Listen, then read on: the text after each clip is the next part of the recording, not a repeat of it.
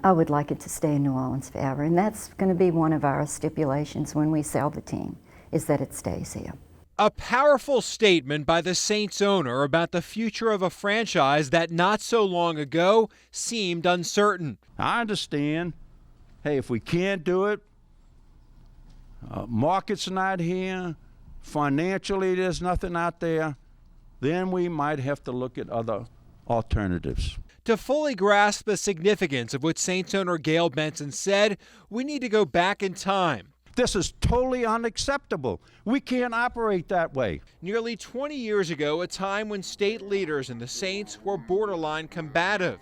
It was very clear to us when we walked into the negotiation this morning that there was not going to be a deal. The two sides had little trust. I know these numbers inside and out. I've lived with them. For 16 years I lived with them. I was chairman of the finance committee for 10 years. You don't think I don't know numbers? I'll guarantee you I know these numbers. I know them backwards and sideways. And I'm going to tell you right now, the state's mixed up, and they didn't do what they said we were going to do a week ago.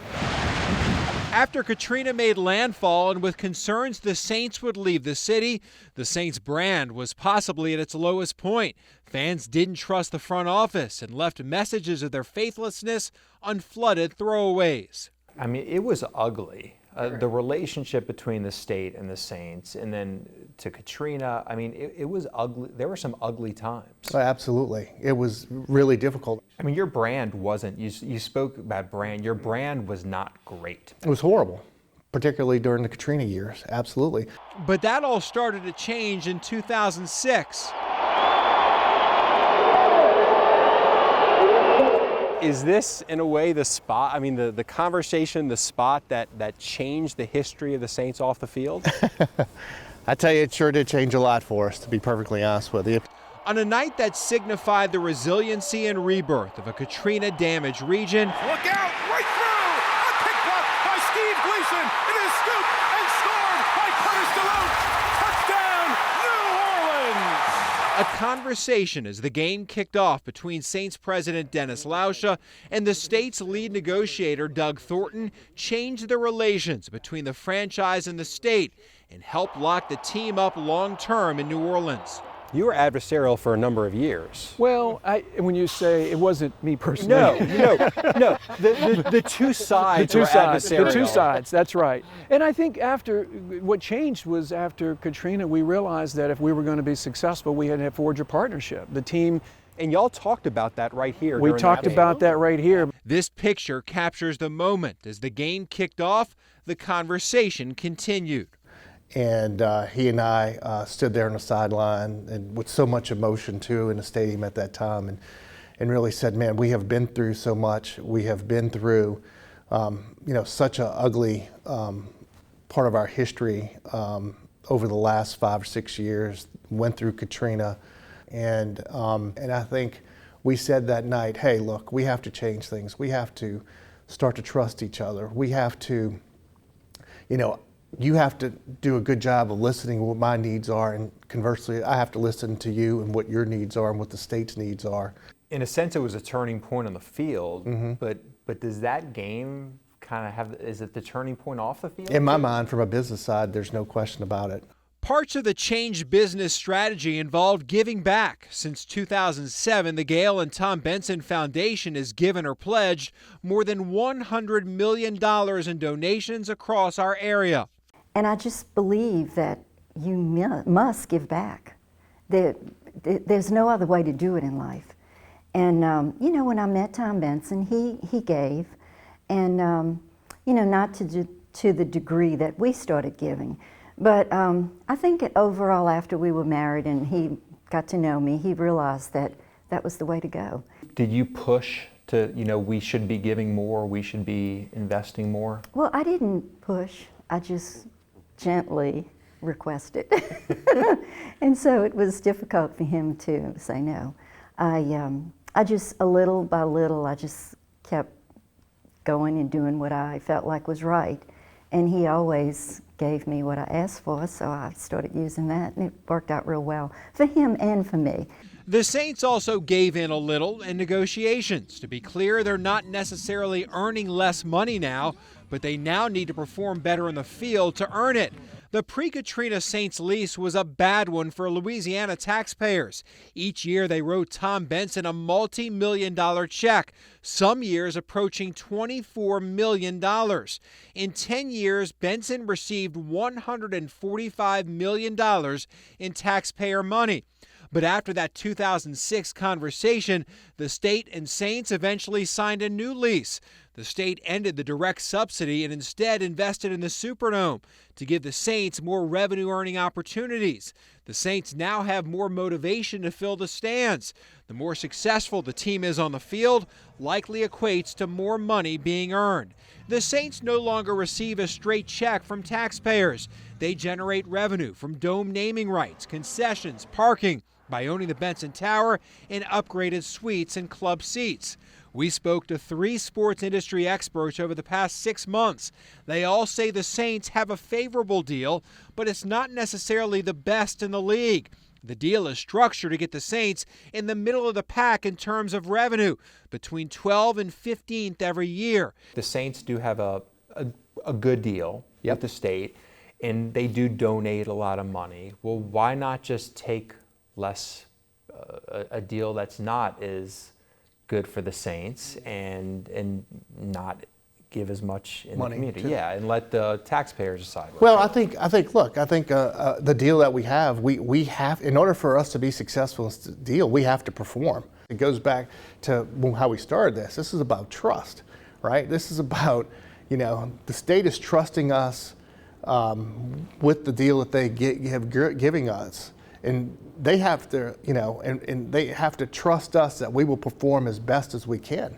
And that we take that very seriously. And so the better we perform, the more resources we have to put back into the team, and we have more resources to put back into the community. This brings us back to the future of the Saints. That conversation in 2006 ended the animosity and arguing and has apparently paved the way for the Saints to stay in New Orleans long term. NFL teams' greatest leverage in negotiations is the threat to move elsewhere. The Saints did that prior to 2006, but now are publicly committing to the city and state. Gail Benson's succession plan basically guarantees that. They're trusting that this team is going to be here long term, that there's not going to be no more threats and things like that. Is that fair? Absolutely. In fact, that's part of the argument that I make to the state. Look, we say what happens to Miss Benson when she dies and I become the executor. Look, she's in great health. She's going to be here hopefully for a very, very long time.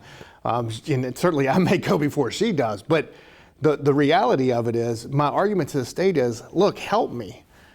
Let's lock this thing up. Let's I am looking at the long term here. I am looking at signing a deal that gets us to 2035. I'm looking at a naming rights deal that's going to lock this name up for 20 years.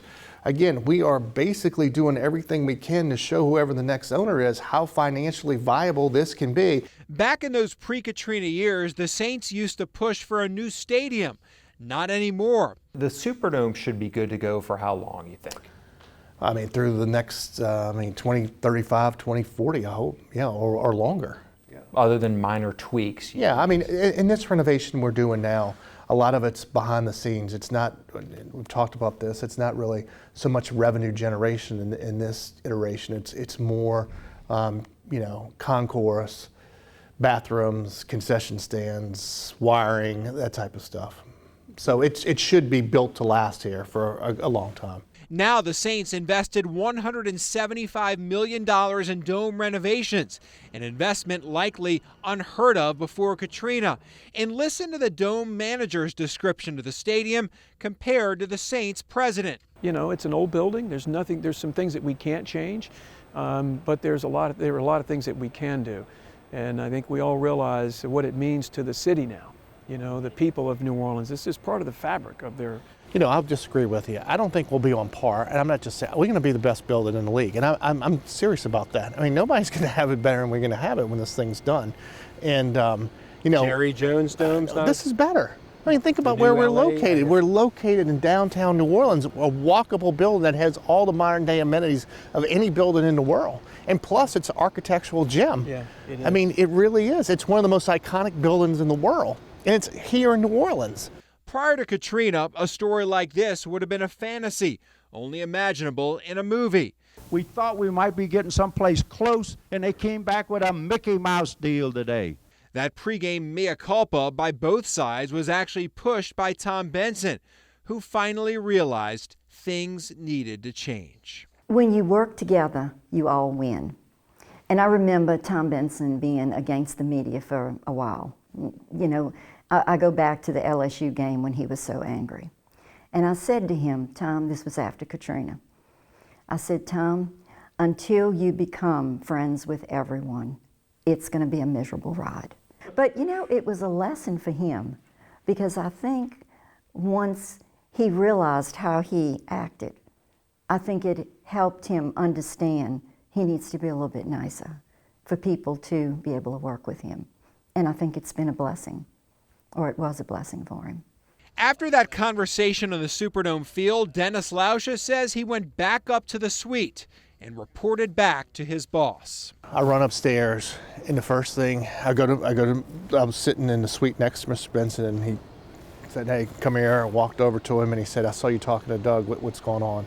And I said to him, "Look, I think things are going to be pretty good." And I explained to him how we felt, and he was very happy, very happy. And I said, "I think we're going to be all right." Have things been all right since then? Things have been very good since then. Yeah, things have been all right.